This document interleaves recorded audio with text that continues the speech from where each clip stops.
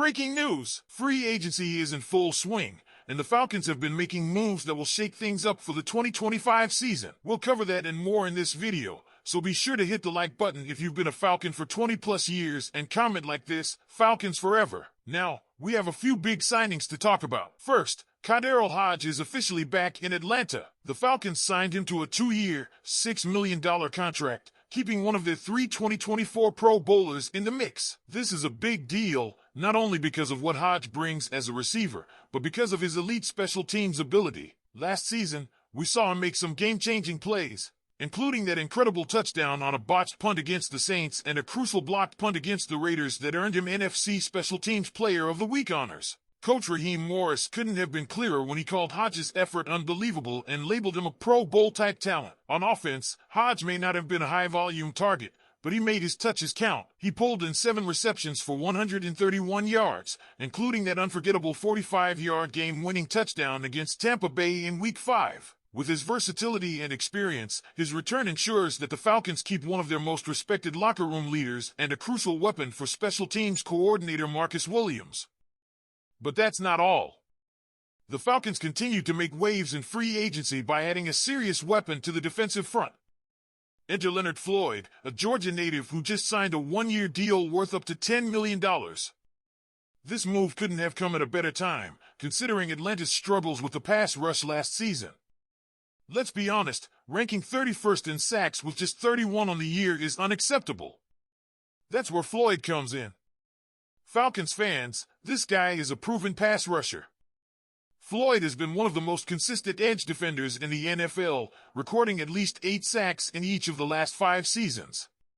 He's coming off a solid year with the 49ers, where he notched 8.5 sacks and 16 quarterback hits. With over 66.5 sacks in his 9-year career, he immediately becomes one of the most dangerous players on Atlanta's defense. What makes this signing even more intriguing is the connection between Floyd and head coach Raheem Morris. They worked together in Los Angeles when Morris was with the Rams, and during that time, Floyd recorded 18.5 sacks over 2 seasons. Clearly, Morris knows how to get the best out of him, and bringing him to Atlanta could be exactly what the Falcons need to revamp their defense. The timing of this move is also worth noting. Just as the Falcons released longtime defensive tackle Grady Jarrett, they went out and added a veteran presence on the edge. While Floyd alone won't fix all of Atlanta's pass rushing issues, he's a great start. The Falcons still need more pieces to strengthen the defensive line, but adding a player of Floyd's caliber is a step in the right direction. So, what does this all mean for the Falcons moving forward? Well, locking in KhaDarel Hodge ensures that Atlanta maintains continuity on special teams while keeping a reliable offensive contributor. Meanwhile, bringing in Leonard Floyd is a direct response to last season's defensive struggles. The Falcons still have moves to make, but it's clear they're serious about competing in 2025. Now, I want to hear from you, Falcons fans. Are you excited about these signings? Do you think bringing back Hodge was the right move? Will Floyd be the game-changer the defense desperately needs? Drop your thoughts in the comments below. Now, let's talk about what's going on with our Falcons. Big changes are coming to the defensive line as the Falcons continue to reshape their front court. The team officially re-signed defensive tackle Taquan Graham to a 1-year deal, but at the same time, they lost Eddie Goldman, who is headed to the Washington Commanders on his own 1-year deal. This news just broke, and while we don't have the full details of the compensation for either deal, one thing is clear: Atlanta's defensive front court is getting a makeover. Now, let's talk about Taquan Graham. The Falcons drafted him in the 5th round back in 2021, and over the last 4 seasons, he's played in 49 games, with 16 starts under his belt. Statistically, he's posted 84 tackles for loss, 1 sack, and 13 quarterback hits. But what really stands out was his 2022 season. Before suffering a torn MCL, Graham started 9 of 11 games and put up 8 QB hits, showing flashes of being a disruptive force up the middle. Fast forward to 2024, and unfortunately, Graham's season was cut short again, this time due to a pectoral injury suffered in Week 10 against the Saints. But despite the setback, head coach Raheem Morris spoke highly of him earlier in the season, saying Graham had been a nice contributor throughout the year. Now, he's back on a 1-year deal, ready to prove himself again. On the flip side, we say goodbye to Eddie Goldman. It was a bit of a roller coaster ride for Goldman, who initially joined the Falcons in 2022, only to retire before training camp. Then, he gave it another shot in 2023 but was placed on the exempt/left squad list before ever seeing the field.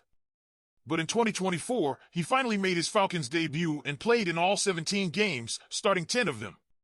While his numbers weren't eye-popping, 16 tackles, 1 sack, and 3 QB hits, his presence as a big-bodied run stuffer was valuable. Now, he's off to Washington, and the Falcons will need to find another piece to solidify the interior defensive line. And speaking of losses, this one stings a little more. Center Drew Dalman is officially gone, signing a 3-year, $42 million deal with the Chicago Bears, including $28 million guaranteed. That's a big contract for a guy who's been one of the most reliable pieces on the Falcons' offensive line. Losing him is a major hit, especially when you consider the impact this could have on quarterback Michael Penix Jr. Dalman was coming off a fantastic season, ranking 4th out of 64 eligible centers with a 78.8 overall grade, per Pro Football Focus. He was an elite run blocker, ranking 5th in that category, and was solid in pass protection as well. His quickness and ability to reach the second level made him a perfect fit for the Falcons' offensive scheme, and now, with him heading to Chicago, Atlanta is left with a huge hole at one of the most important positions on the field. And let's not forget, Penix Jr. is not exactly known for his mobility. He suffered 2 torn ACLs in college, and while his arm talent is undeniable, he's not the type of quarterback who thrives under constant pressure. Losing Dalman means the Falcons have to find a replacement, and fast, if they want to give Penix the best chance to succeed in 2025.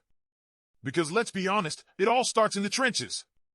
You can have the most talented quarterback in the world, but if he doesn't have protection, none of it matters. Now, let's shift gears and talk about another player who might not be wearing a Falcons uniform next season, safety Justin Simmons.